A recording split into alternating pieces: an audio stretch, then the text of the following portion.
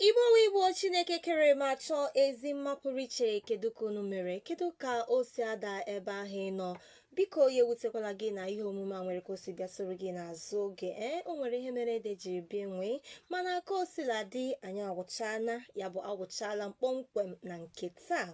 Eji m nnukwute obi ụtọ na-anabata gị n'ihe omume anyị ka Osi Ada na-abịara gị na Ozisa 96.1 FM Owerri. Abụ m Nneka Jennifer Akalọnụ. Dịka unu maara, n'ihe omume a anyị na-ekwu ka o siri daa, ka o si eme gburugburu ebe obibi anyị n'obodo anyị dịgasịrị iche iche, maka ọrịmma nke anyị, maka ọdịmma nke gị na nke mụa. Ya bụ, dịka unu maara, na nke taa isiokwu m chọrọ ka anyị neba anya bụ ụzọ kacha mma a ga-esi belata oke ịṅụ ọgwụ ike anyị hụtara n'ala anyị ka ọ dị ugbu a, nakwa n'obodo anyị dịgasịrị iche iche. Maka nke bụ eziokwu bụ na ọ bụrụ na eleghị anya na ị nọ n'ala Owerri maọbụ nwere ka isiri jee na steeti ndị ọzọ dị iche iche, ị ga-ahụ na ihe gbasara ịṅụ ọgwụ ike a dịzi ka ọwụ njirimara. Ọ dịzi nnọọ ka ọwụzi ihe ejizi egwu ọnwa n'ọtụtụ ebe dị iche iche, nke ọ bụrụ na ile anyị hụ na ọtụtụ ụmụ anyị aghọziene ndị bụ ọwụrụ na ha aṅụghị ọgwụ ike ahụ, ma nke osise maọbụ nke a na-aṅụ aṅụ, ha agaghị enweta onwe ha. N'ihi gịnị? Ọ ya nwaka m jisi ka anyị lebakwana ya bụ isiokwu anya, maka na nke bụ eziokwu bụ ọtụtụ ndị bụzi ndị wu ha na-aga n'ụzọ, mana ọtụtụ ndị isi apụọla, ha isi ekopụla. Ọ dịka otu nke ọ hụrụ na Wedra Junction na-eso ndị na-etinye ndị mmadụ n'elu odo moto na Wedra Junction ka ahụziri na nso nso a. Ọ wụrụ na nke ya apụọla ihe, ya wara nke ya apụtala. Ọ wụrụ ihe aṅụrụ aṅụ na ihe eserese na ihe agbara agba. Mana ajụsị, kedu ụzọ ka mma, kedu ụzọ dị mma a ga-esi belata ya bụ ihe? Maka na dịka ya na-arụtụkwa aka na ngalaba dị iche iche na ọtụtụ ebe ndị dị iche iche, anyị ga-esi mee ka ala anyị dị mma, anyị ga-eji si mee ka ihe dị mma. Ọ dịkwa mkpa na ilebara anya n'ihe gbasara oke ịṅụ ọgwụ ike a na-ekwu okwu ya, mana ndị nwoke mana ndị nwaanyị. Maka nke bụ eziokwu bụ na ọtụtụ ụmụ nwaanyị esonyene, ọtụtụ ụmụ agbọghọ esonyene n'ịṅụ ọgwụ ike a na-ekwu okwu ya. Mana asịsị ọ bụrụzie na-agbazie nkịtị mgbe o rune afọ 5 na afọ 3 na-abịa abịa, kedu ka ọnọdụ ndị ntorobịa anyị ga-adị? Ndị ọwụwụ na leaders of tomorrow, leaders of tomorrow ọ bụzi ndị ọwụwụ jinu n'ọgwụ ike gbajasacha isi n'anya. Mana asị ihe dị otu a adịghị mma. Ọ dị mkpa dịsi ike na ilebara anya ma tinyekwa ya ọnụ. Ihe kpasakwara n'isiokwu m ji si na ọ dị mkpa ka ileba ya anya bụ na nso nso a, ọ bụrụ na enyeghị anya, nwere ike isi hụ ya bụ akụkọ ihe mere eme gbasara otu nwoke na-ebu ọgwụ ike a sị kemgbe afọ 13 ka ebidoro chụgharịwa ya. N'ihi gịnị? Ọgwụ ike ejidere ya, ndị uwe ojii ejide ya, onwe ka onye ọkaikpe jiri mee tọhapụ ya. Ya eshizie asịzi ya mgbe abịanụ n'ụlọ ikpe ụbọchị dị otu, abịa n'ụlọ ikpe ụbọchị dị otu, nwanze echi ka ahụ rie mbọmbọ gbafuo. Kamgbe afọ 18 ka ndị uwe ojii kwuru na ha na-achọ nwa amadi achọ. Mana ka o sila dị, nwekwere ka o siri bịakwa malite hụkwa ọgwụ ike ahụ ọ na-ebu. Nke a wụzi na steeti Imo ka o hiweziri egede ebe ọ na-ere na-arụpụta. Ebe ahụ ozi ebe ụlọ ahịa ya nọ na-emepụta ya na ụmụaka nke dị n'ọlụ.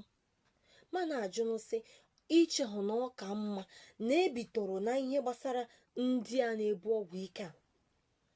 I chere na o wee jide ha onye ahụ ka a hapụ dị ijesi ngwa bịawa ụlọ ikpe mewe nka ka a kpụga ya ụlọ nga ozugbo ka ọ bụrụ na ga-etinye ya n'iwu na ọ bụrụ na ejide ha onye ọbụla na-ere maọbụ na-ebugharị ọgwụ ike ndị a, na-ekweghị lekwe nga. N'ụzọ dị otu ahụ, iche na ọ ga-enye aka ibelata oke ọgwụ ike. Maka na uche nke masị m kwuo, echere m na ọ ga-enye aka ibelata oke ọgwụ ike. Maka na ọ bụrụ na asịsị ndị uwe ojii ahụhụ ụmụ okorobịa eneghị anya ndị na-eme njem maọbụ ndị gba ụgbọala ha, akwụsị ha operation search and flush, ha enyochachawa ụgbọala ha. Ọ bụrụ na inyochacha napụta ha otu maọbụ abụọ ha ji, kedụkwanụ maka ebe ahụ esi ebupụta ya? Kedụkwanụ maka ebe ahụ esi arụpụta ya? Ya bụ n'uche nke m, dịka m kwuru, ọ ga-adị mma, ọ ga-amasịkwanụ m na ọ bụrụ na a ga-eleba anya na ndị ahụ na-ere ya na ndị na-emepụta ya iji belata ya. Maka na nke kacha njọ bụ ọwụghọzidị nke Igbo na ụmụnne ya a na-aṅụ. Enwezile ndị nke wu ndị nke ka njọ, nke na ịṅụchazie isi na-agba gị hara. Ma na-ayọ gọọmenti si ya biko, ọ kachasị na steeti Imo, aka na-achị steeti Imo bụ Distinguished Senator Hope Uzodimma, biko gị na ndị ọrụ ọtawa ike na ndị ọ dị n'aka, na ministri na-ahụ maka ahụike na ọ dị mkpa nakwanụ ndị ọrụ ahụike na NDLEA na ndị uwe ojii nakwa ọtụtụ ndị agha ndị ọzọ na ndị ọrụ nchekwa ndị ọzọ dị iche iche ileba anya mara ebe mmiri a siri baa n'opi ụgbọkọrọ nke anyị ma na ọ bụ ndị a na-ebubata ya ebubata, maka na ọ bụrụ na onye na-aṅụ n'ahụ ụzọ ebe o jere azụ ọ ga-agba n'brek, ọ ga-akwụsị n'ịṅụ. mana ọ bụrụ na ahapụ gaa ebe ahụ wụ isi mmiri na-achụgharị ndị nke na-anwụ anwụ, ihe dị otu a ga-ebelatanụ, ka hapụkwa n'inwe ọtụtụ ndị amakeme, ndị efulefu, ma nwoke ma nwaanyị dịka m kwuru. Ya bụ n'uche nke m, aga m asị na ọ ga-adị mma dịsị ike na ọ bụrụ na elebara anya na ndị ahụ na-ere ere, ndị na-arụpụta, ndị na-eresi eresi, onye ejidere sị ngwa lekwe gị lekwe nga, lekwa afọ ole ị ga-anọ n'ụlọ nga tupu ore gaa na-apụta. N'ụzọ dị otu a, ọ ga-enye aka ibelata, maka na ya bụ ihe dịka m kwuru, ekele fụọla na handshake bawala na nku aka, nke ahụ abụrụ ozi na ekele, maka ya bụ ihe ọ na ha arịla ibe ya elu na steeti anyị, ọ na ha arịla ibe ya elu n'obodo anyị dị iche iche. maka dịka asịsị ịhụ onye na-eme agwa gosiri na elega n'isi ekopụ were kpọọ akara dị otu a, kpọọ akara dị otu a, akpọ na akara dị otu a, ọgwụla ka ọfụla, mana aka nwekwere ebe esi ebubata ya, aka nwekwere ndị ka na-arụpụta ya ji ya kpara ego.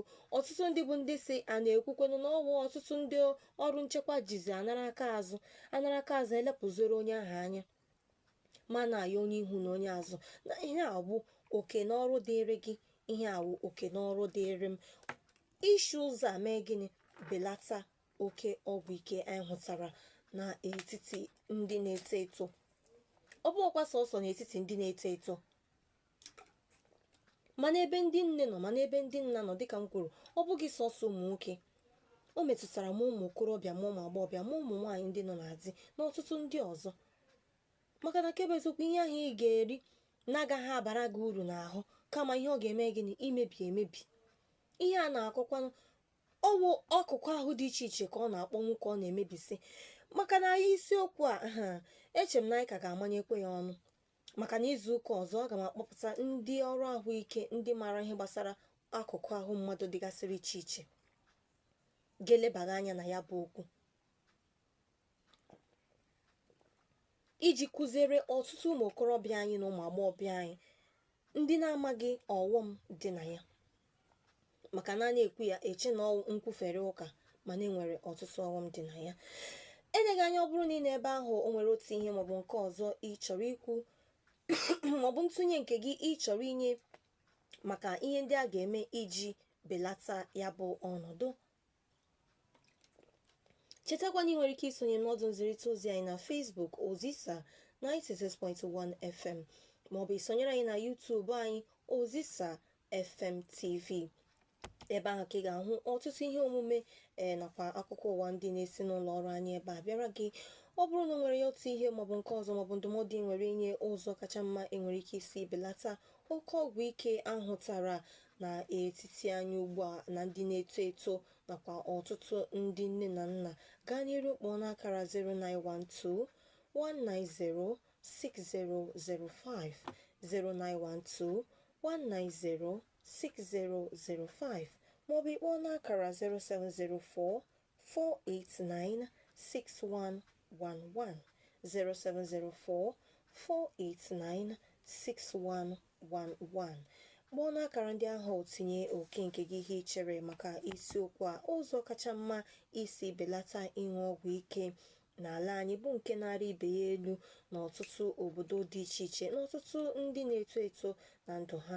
maka na dịka m kwuru, dịka na ha anyere mkpesa na-eti ekwu maka ọtụtụ ọrịa ndị anyị na-ahụ na-amụbata n'etiti anyị ka ọ dị ugbu a. ka anyị zie okwu a, ndewo, ọ nọ ebe ahụ, ndewo. ọ dị mma, ọ ga-amasị m na ọ bụrụ na ị kpọghachitere ọzọ, ọ bụrụ na ị chọkwara na ịkpọ gị nọji ebe ị ga-enweta netwọk, kpọọ n'akara 0912 190 6005 maọbụ ịkpọọ n'akara 0704 489 6111 1111. chetakwa na ị nwekwara ike izibata ozi n'akara SMS ma ọ bụrụ na ị chọghị ịkpọ akpọ n'itinye oke nke gị n'ihe a ga-eme iji belata ịṅụ ọgwụ ike anyị hụtagasịrị n'etiti ọkachasị ndị na-eto eto ka ọ dị ugbu a, maka na dịka m kwuru, ọ bụrụ na ile anya enwene ọtụtụ mmụba ọrịa dịgasịrị iche iche, anyị amaghịzi nke a na-eze eze. Mana dịka m gwara gị, ihe kpalitere m ji sị ka anyị lebaga isiokwu anya bụ otu nwa amadi anwụchiri n'ihi gịnị? Mgbere ọgwụ ike ọ na-atụ, dịka asị kemgbe afọ 13 ka ndị ọrụ nchekwa malitere nnọọ na-achụgharị ya. Maka gịnị? Ọgwụ ike nke o buru n'afọ ndị gara aga.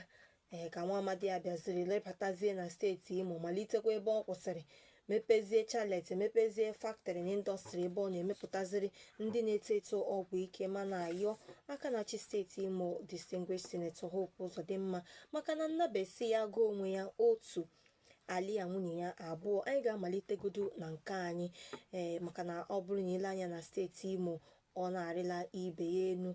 Mana ayọ aka na-achị steeti si ya dododo ya lebakwa anya na ihe gbasara ma na-ekwukwe n'osi n'uche nke m, ọ dịkwa mkpa maọbụ dịkwa mma na a ga-eme gịnị, na a ga-etinye iwu si onye ejidere na-erenụ maọbụ na-emepụta ọgwụ dị otu a enweghịdị ụlọ ndị uwe ojii gara, onweghịdị polisi net iji nwekwe n'uhie, lekwe gị lekwe nga afọ ole ị ga-anọ ebe ahụ. Maka na eji m aka na ọ bụrụ na eme ya otu ọ ga-enye aka ndị a na-ebubata ya. Ọ bụrụ na ị nweghị azụmahịa ọbụla ịma ị ga-azụ, gị tinye isi n'ụzọ ọzọ ma wepụ aka n'ire ọgwụ ike. Maka na dịka m kwuru, ọ bụrụ na ndị na-ere ere ebelata, ndị na-aṅụ aṅụ ga-ebelatakwanụ. Maka na otu onye sị na onweghị ihe ahụrụ n'oche ndị 6, onwedị uru nọ n'isi azụ ya bụ eziokwu. Maka na dịka ị na-aṅụ ihe niile ndị a, gịnị ka ọ na-eme gị? Nchakasị anya. Ọ chakachasịa gị anya ahụ, gịnị ọzọ ka ịma ọ na-eme n'ahụ gị? Echi akpọnwa time, ewo anyị amaghị ebe ihe na-eme anyị si eme anyị. Mana ọtụtụ mgbe anyị ma ihe na-eme anyị, anyị maracha anyị agba nkịtị, a ga-emekwanụ gịnị? Ya nwa ka m ji si na ọ dị mkpa dịsi ike na ebidoro gịnị ịnwụchi ndị a n'otu n'otu iji belata ya bụ oke ịṅụ ọgwụ ike anyị hụtara n'etiti ụmụ okorobịa nakwa ndị na-eto eto. Dịka m kwuru sị na ọ ga-adịkwa mkpa na ọ bụrụ na a ga-etinyesi iwu nekwe onye ọbụla ejidere na-ebu ọgwụ ike maọbụ na-ere ọgwụ ike, nekwe gịnị nga. Ị ga-anụ nga afọ 5, ị ga-anụ nga afọ 10. Echi otu a kwuo ya. Ọ bụrụzie na ị kachie ntị kachie anya sọ ebe ahụ ebe ị ga-echebu akụnụba gị niile, ejidezie gị akpọba gị n'ụlọ mkpọrọ ozugbo. N'ụzọ dị otu a, ọ ga-enye aka ibelata. Maka na iche m aka na o nwere ọtụtụ obodo na-eme otu ahụ. Onwe ka esi gagide hụ gị ka iji ya, ọwụdo onye na-ere ere ahụ gị ka iji ya bụ ọgwụ ike, ndị nke ha anaghị akpọba n'ụlọ nga, ha na-egbu n'ihi gịnị? Ọ na-ebute mmetọ, ọ na-ebute ọtụtụ ọghọm n'obodo. Maka na mgbe ụfọdụ ọtụtụ ihe hụrụ na-emenụ, ọtụtụ ndị ejighị anya ha eme ya. Ọtụtụ ndị na-anya wiwi gbumgbugbu mgbe ịhụ na osu onye bụ ọtụtụ n'ime ejighị anya. Ọtụtụ mgbe ịhụ na-asị na mmadụ efuru na mma, ọ were nke ọma gbuo na ogbuo, ilejere anya onye ahụ o ji anya ya. Ya nwachi ka m ji si na ọ dị mkpa dịsi ike na-elebara anya na ibelata oke ịṅụ ọgwụ ike ahụtara n'etiti ụmụ okorobịa anyị. Dịka m kwuru, ndị ọgwụnụ leaders of tomorrow na-abịa were n'onwe ha kpuo n'ime ịṅụ ọgwụ ike. Ụbụrụ isi ọ ga-akpọkọtakwa ọnụ? Ọ gaghị akpọkọta ọnụ. Ya nwa ka m ji si na-enyeghị anya n'izu ụka ọzọ, aga m akpọta onye mụ na ya ga-eso nebe anya na isiokwu a. Enyeghị anya onye ọrụ ahụike ga-abịa kọwapụtara ọha na eze ọtụtụ ọghọm ọ na-ebute. Dịka m kwuru, ọtụtụ ọrịa na-amụbazi n'oge ka anyị ugbu a bụ ọtụtụ ọrịa anyị na-anaghị anọdị, ọtụtụ ọrịa na-adịghị otu a na mbụ, ọ bịazie na-amụba na-aga n'ihu. Ọ bụrụ na o nwere otu ihe maọbụ nke ọzọ ị chọrọ ikwu, maọbụ o nwere ndụmọdụ ị chọrọ inye maka isiokwu a, ụzọ kacha mma isi belata oke ịṅụ ọgwụ ike anyị hụtara n'ala anyị nakwa n'etiti ndị na-eto eto n'obodo anyị dịgasịrị iche iche, ka anyị rukpọọ n'akara 09121906005 maọbụ ịkpọ m na 0704 4896111. ọ bụrụ na eleghị anya o nwere ndụmọdụ maọbụ ụzọ kacha mma ichere gọọmenti nakwa ndị nne na nna ga-esi leba anya na ya bụ ihe. Dịka m kwuru, anyị amaghị ka ọdịnihu anyị ga-adị, anyị amaghị ka okwukwe anyị ga-adị na-eleghị anya afọ 3, afọ 4 maọbụ afọ 5 ndị na-abịa abịa. Maka gịnị? Otu echi jizi ihe a na-agba chaa chaa, ọ dịzie ka nga a na-ata granọt, ọ dịzie ka nga a na-aṅụ mmiri. Ya bụ ihe a na-abawanye maka na ndị Igbo tụrụ ilu si na ọ bụrụ na arụ gba afọ ya eme gịnị, ya wụrụ omenala. Ihe ọjọọ gba afọ ya wụrụ omenala, maka na ọ bụrụ na ewetaghị ụzọ kacha mma isi belata ya, ndị nke ka na-etolite etolite nwekwara ike che na ihe awụkwa ụzọ dị mma ka anyị sonyenụ. Ọ dị ka a na-enwebeghị ihe ekwuru, ihe a na-eme gbasara ya gị hụ amalitekwe, kama a ga na-enwe mbelata, ya na-enwe mmụbanye, ya na-amụbanye kwamgbe kwamgbe. Ya nwa ka m ji si na ọ dị mkpa dịsi ike ma onye ihu ma onye azụ. Enyeghị anya, ọ bụrụ na ị hụtara onwe gị n'ọnọdụ dị otu a, enyeghị anya enyere gị aṅụrụ bidozie na ya ghọzie ihe eji emere nri ụtụtụ, mere ihe erihie na nke abalị. Ana m ayọ ya dịka ayịyọ n'ihe omume a si biko sepụ aka enwe n'ofe tupu ya awa aka mmadụ. Nke bụ eziokwu bụ na onweghị uru dị n'isi azụ, kama a ga-edozi ọnọdụ ahụ gị, ya ayị ya asana ya. Ọtụtụ ndị bụ ndị nke ga-aṅụcha nke mkpụrụ mmiri gị sechazie ya, anya na-ebi gị ọkụ, arahụ ụra ahụ guzoro eguzo, otu ukwe na-edu edu. Ihe dị otu a ọ dị mma? Ya nwa ka m ji si na ọ dị mkpa dịsi ike na elebara anya na ya bụ ihe. Dịka m gwakwara gị, aga m akpọpụta ndị anya doro, ma ndị na-arụ ọrụ ndị NDLEA anọ, ma onye ọrụ ahụike ga-abịa kọwapụsara ọha na eze ọghọm dị na ya bụ ihe.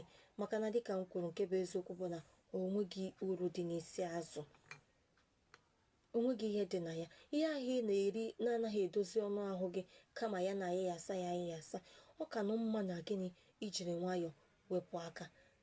N'aka nke ọzọkwanụ ji na-ayọ gọọmenti, maka na ọ bụrụ na ha zọpụkwa njem leba anya na ya, ọ ga-enye aka ibelata ya. Dịka m kwuru, ọ bụrụ na ị chọrọ ịzụ ihu ebe ị na-azụ ya, mgbe ọgụ na gị taa gụọ gị echi, gụọ gị nwanne echi, agụrụ ori warawara ahụ na-agụ gị ije ṅụọ maọbụ see, ya ebelata. N'ụzọ dị otu a agaghị enwezi oke ọtụtụ. Ka m kwuru, a na-ekwu na ndị di anụ, ha na-ekwu na ọtụtụ ịpụtasị gị ụmụ nwaanyị ejula ebe niile. Enwere ụmụ nwoke, mana ọtụtụ ndị bụ ndị isi aghasala.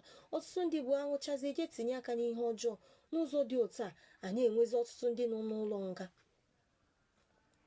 Mana ayọ ya n'ihe omume a dịka ayịyọ si biko dododo, ma onye ihu ma onye azụ, ma ndị nne na nna, ma ikwu na ibe, oke n'ọrụ dịrị gị. Maka gịnị? Ọgụ na mgba na-alụso oke ọgwụ ike anyị hụtara n'etiti anyị ka ọ dị ugbu a. Ọ bụrụ na ugbu a ka ị na-esonyere anyị, ọka bụkwa n'Ozisa 96.1 FM Owerri ka ị na-ege ntị. Ihe omume anyị nọ n'elu ya kpọmkwem ka ọ dị ugbu a bụ ihe omume ka Osi Ada na-esi n'ụlọ ọrụ anyị ebe a na-abịara gị. Isiokwu anyị elebakwana anya na ya na nke taa bụ ụzọ kacha mma isi belata ịṅụ oke ọgwụ ike anyị hụtara n'etiti anyị ugbu a, ọkachasị n'etiti ndị na-eto eto, iji belata ya. Maka na dịka m kwuru, ya bụ ihe dịzi ka ọwụ ihe eji merezie omenala. Onye ihu na-aṅụ, papa na-aṅụ, mama na-aṅụ, nwa na-aṅụ, ejirizie ya na-eme gịnị, na-agba chaa chaa. Ya nwa ka m ji na-asị na ọ dịghị mma. Ihe dị otu a adịghị mma, maka na ihe a hụrụ na-eti, onye ihu na-eti, onye azụ na-eti, ọkwa maka ahụ gị, maka ahụ nwa abọsị. Maka na dịka ị na-etinye ihe ndị ahụ ọnụ ahụ gị na-achọ gị, ọnụ ahụ gị na-anabata gị, marakwa na ọ ga-eme gịnị, ọ ga-aga mebisia ọtụtụ ihe n'akụkụ ahụ gị. Ya nwa ka m ji na-asị na ọ dịghị mma, ọ bụghị ihe ziri ezi. Biko gọọmenti leba n'anya, maka na ọgụ na mgba na-alụso, dịka a na-ekwukwe na mpụ na aghụghọ ebee ka o bidoro? Ọtụtụ mgbe ọ bụghị ndị na-eji anya ọcha, na-eji anya ihe n'ihe asaa n'anya ga mewe ọtụtụ arụ na ihe ọjọọ dị iche iche. Ọtụtụ mgbe ọ bụrụ na gịnị, n'ihi gịnị, aṅụ ji asala isi amazi, ọ bụzi ihe aṅụrụ aṅụ na-agwa ha ngwa mee nke a mee nke maọbụ nke ọzọ. Ọtụtụ mgbe ịbịa n'ezinụlọ, ịhụzi ebe nwata na-ele nne ya, ejiri ya kụgide ya kụọ ya heti nka kụrụ pan, onye ahụ ejighị anya ya. Maka m ji na-ayọ si na ọ dị mkpa dịsi ike na-elebara anya n'ibelata oke ịṅụ ọgwụ ike anyị hụtara n'etiti anyị ka ọ dị ugbu a, ọkachasị n'etiti ndị na-eto eto.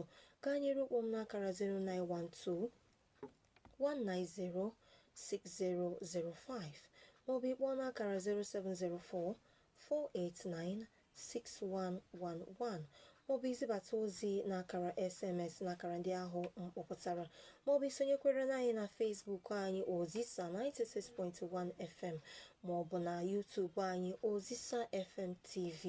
Ebe ahụ eneghị anya o nwere ọtụtụ ihe omume ndị gbajọrọ, ị ga-ahụkwa ya n'ozito oke ebe ahụ ma mụtakwa otu ihe maọbụ nke ọzọ na ya bụ ihe omume. Dịka m gwara gị, ihe anyị na-eleba anya na nke taa bụ ụzọ kacha mma isi belata oke ịṅụ ọgwụ ike anyị hụtara n'etiti ndị na-eto eto ma na-ayọ ya dịka ayịyọ si biko sisepụ aka enwe n'ofe tupu ori ya awọ aka mmadụ, maka na nke bụ eziokwu bụ ihe ahụ na-anaghị edozi ọnọdụ ahụ gị, ihe ọ na-emebi bụ mmebi. Ma na-ayọ gọọmenti etiti ma nke steeti si ha biko ha lebaga anya ma ọ bụrụ na a ga-etinye ihe dịka iwu onye ejidere, maka na dịka m kwuru ihe niile ndị a si n'isi mmiri gbarụọ. Ọ bụrụ na a ga-amalitegodo enyego anya na ndị na-ere ya ere, so onye ejidere na-erenụ nwụchie ya, tinye ya n'ụlọ nga. N'ụzọ dị otu ọ ga-eme ka ndị ọzọ ji ya mụrụ akọ, belatakwanụ oke ihe ọṅụṅụ ihe osise ndị agbara agba, maka na ya bụ ihe dịka m kwuru amaghị m ka ọdịnihu anyị ga-adị n'afọ ole na ole na-abịa abịa, maka na ọtụtụ ndị ntorobịa na-etolite leaders of tomorrow anyị ọwụ ewere n'onwe ha rukpunye na ya bụ ihe. Mana ayọ ya dịka ayọ si biko na iwepụrụ aka enwe n'ofe tupu ori ya awọ aka mmadụ. Ọ dị mma tupu ori anya na-abịa na njidobe n'ihe omume nke taa, enwere ndị na-eme ncheta ọmụmụ ha. Anyị ga-akpọ n'igwe okwu iji sonyere ha na mmemme ncheta ọmụmụ ha n'ụbọchị taa. Ma na-agụkwara gị ọfọ ndụ, ọfọ ogologo ndụ na ahụ isi ike.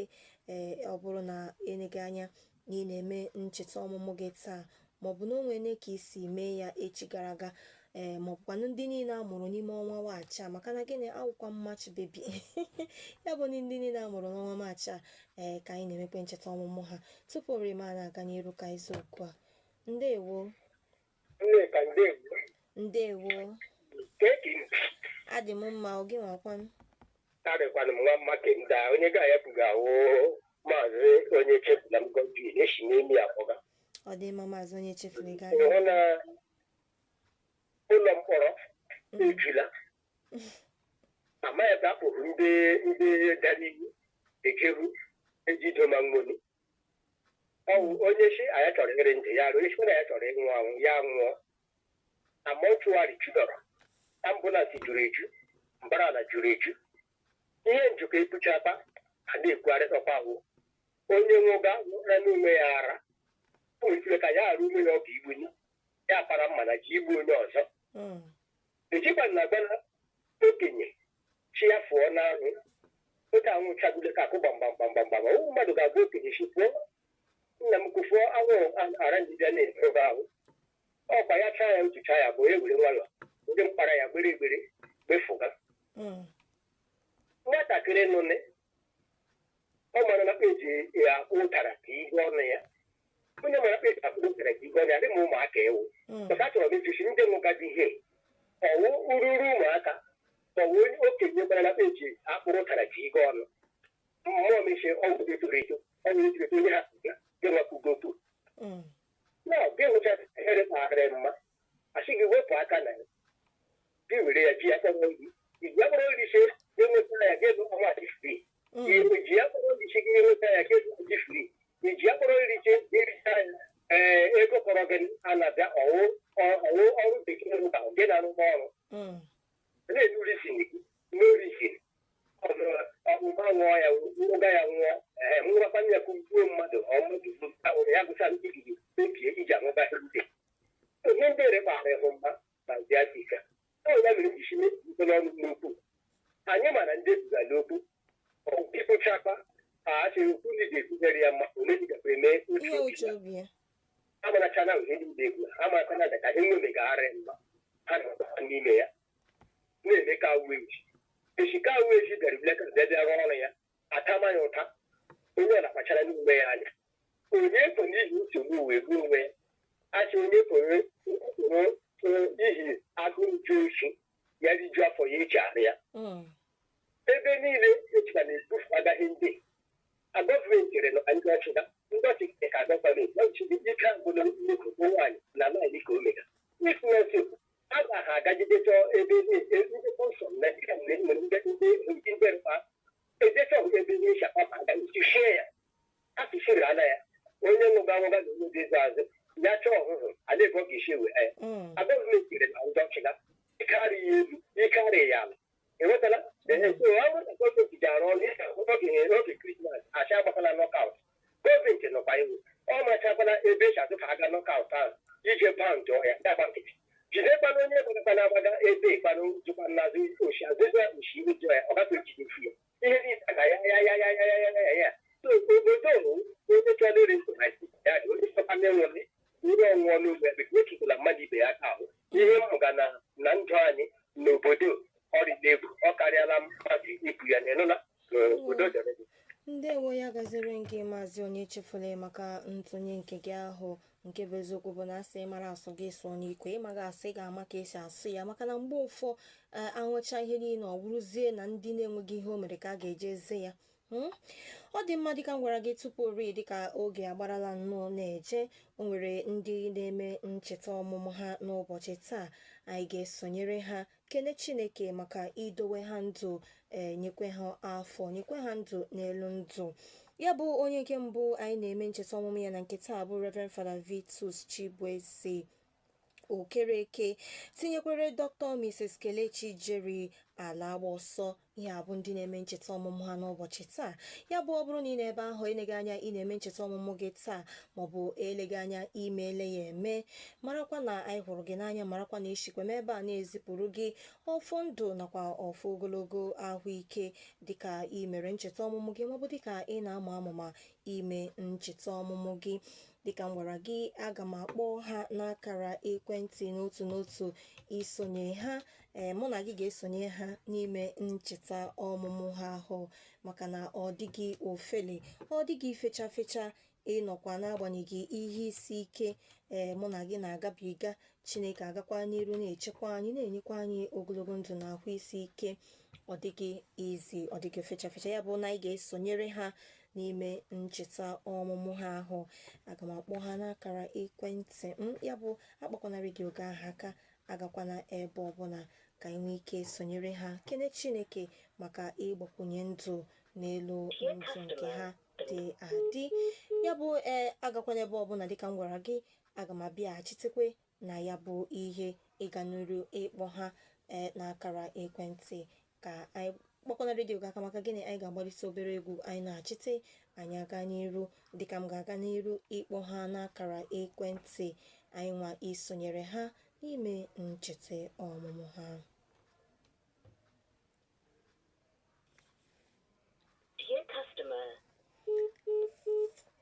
ọ dị mma ọ dịka o nwere ka ikuku si enyetụ nsogbu dịka m gwara gị akpọkwana redio gị ahụ aka agakwana ebe ọbụla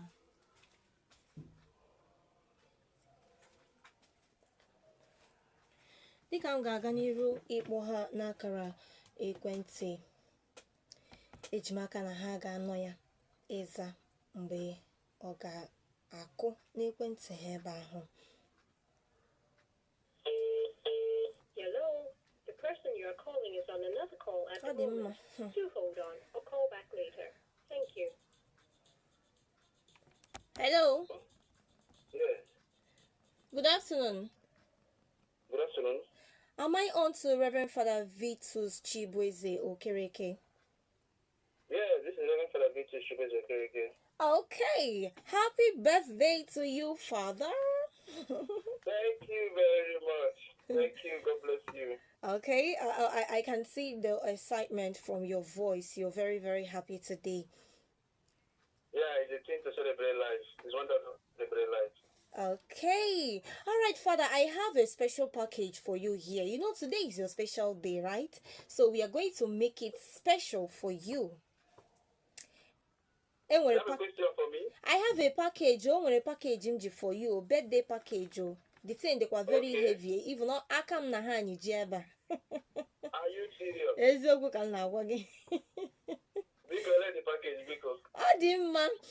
Fada na-atụpụ gị oge pakeji m ji ebe a bụ ihe m ga-enye gị na-enye gị anya n'azụ na-atụfu gị oge. Ọ dị mma, Father, happy birthday to you. You are live on air. Happy birthday. You are live on Ozisa 96.1 FM Owerri. Thank you very much. Ya gọzibara gị.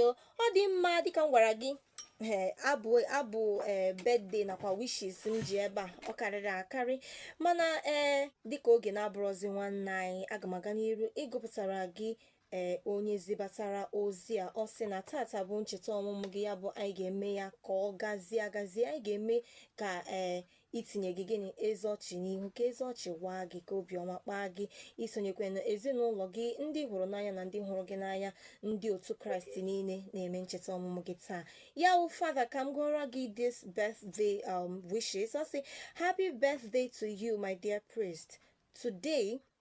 May today bring with it good thing that you always yearn for. As you begin a new milestone today, may you thrive in all endeavors as you navigate through life complicities. And may God give you the grace to continue to walk in his vineyard. Amen. And all of us here in Ozisa 96.1 FM Owerri, we join the host of angels, friends and well-wishers and family to celebrate you today, Father. Happy birthday to you.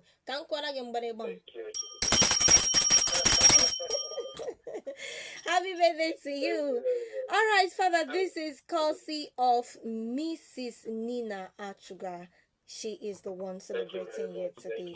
Yes. Thank you very much. Thank you very much. God bless you so much. You're welcome. So today, what do you wish yourself, Father?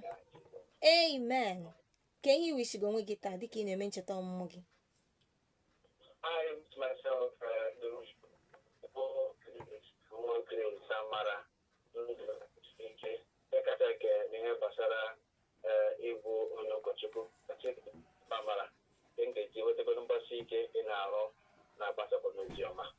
Amen. Nenunka. I need to know Ozisa 96.1 FM Owerri. I need Sonyere Dekangwaragi, host of angels, friends, and well wishers to celebrate you today. Happy birthday to you, Father. Thank you very much. Thank you. All right, Father, do have a wonderful celebration today, and I hope there are lots of cakes. I got pali abelu na takwanu cake na rice so yeah. Adima, have a wonderful day today, okay? Thank you. Yeah, God bless you. Bye-bye. All right, bye-bye. All right, that was Reverend Father Vitus Chibweze Okereke, the Assistant Parish Priest of St. Stephen's Special Jurisdiction, Mbahiri Emi. He is the wonderful person we just celebrated today. And the Vice Rector at St. John's Leonardi Missionary Seminary, Mbahiri. We celebrate you today, Father, and we pray that God will bless you and bless you richly in Jesus' name.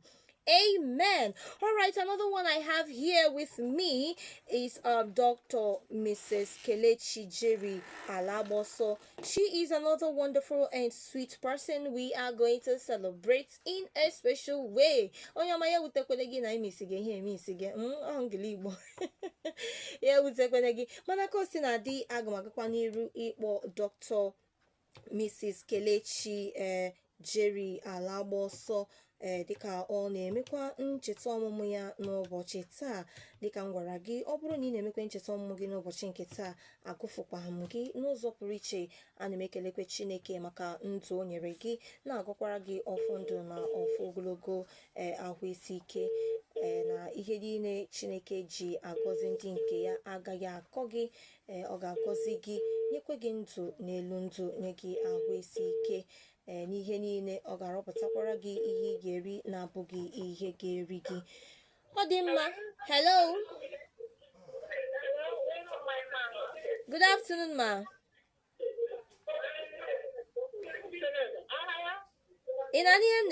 Can you hear me?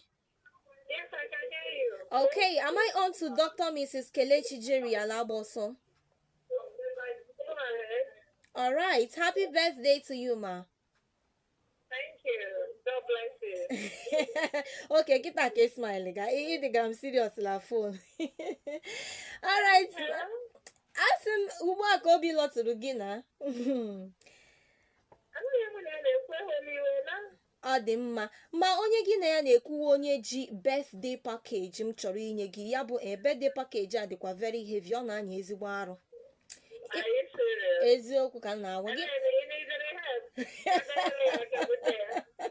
onye nji akpọganụ gị ka m nwee ike butu ibu arụ mbụ Okay, Dr. Mrs. Kelechi Jerry Alaboso, you are live on Ozisa 96.1 FM Owerri. Happy birthday to you!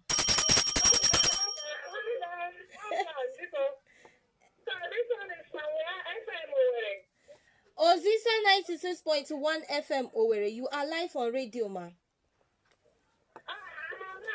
Wow! Yes, ma. I'm listening.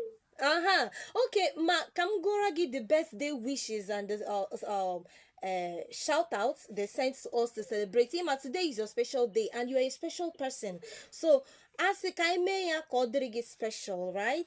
I'll say happy birthday to you, an exceptional leader and a true and amazing woman with a golden heart. Your strength, wisdom, and kindness inspires everyone around you. You lead not just with authority, but with compassion and integrity. Working under your guidance is a privilege, and your unwavering support makes all the difference.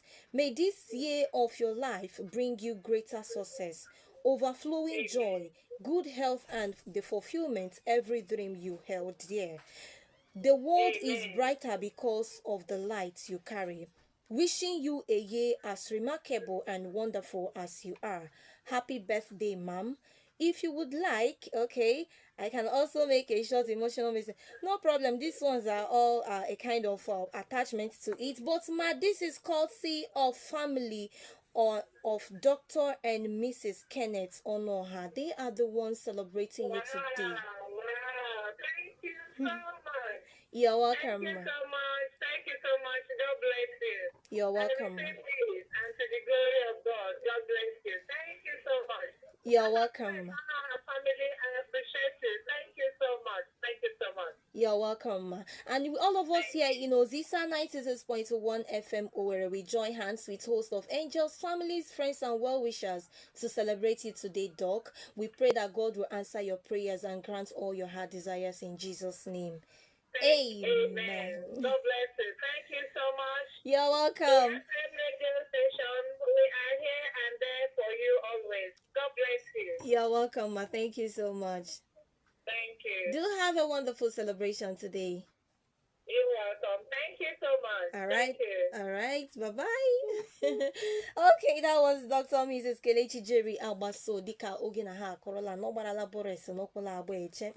Don't forget you can still bring in that special person Ichorokai Merigi I Sunyerigi Men Inchetomumea to put smiles on your face. Just come to Ozisa and get our birthday shout out request card and we'll put smiles on the face of those people you want to celebrate in a special way. Ọ dị mma ụmụnne na ụmụnna m ndị Igbo si na ajụwa nkwụ kapịawa ọnụ gị mara n'oge mgbufu ya eru na ebe aka anyị ga-apịakọta ya kpamkpam n'ihe omume ka Osi Ada bịara gị n'Ozisa 96.1 FM Owerri n'ụbọchị taa. Tutu izuụka ọzọ mụ na gị ga-ezukọta ka m Nneka Jennifer Akalọnụ na-asị ka ọ gazere onye ihu gazere onye azụ. Ana m ekenekwa injinia mere ka olu mrụ n'ikuku ebe ahụ nọ bụ injinia Chidera Elibe. Tupu Rima na-apụ ebe aka m na-eburu oche na-enyefaga ndị asụsụ bekee ndị ihe omume Youth Our Future ndị ga-akwọ gị n'ụgbọ n'ihe omume ahụ. Tutu ruo oge ahụ ka m na-asị ya gazere unu. Ndeewonu.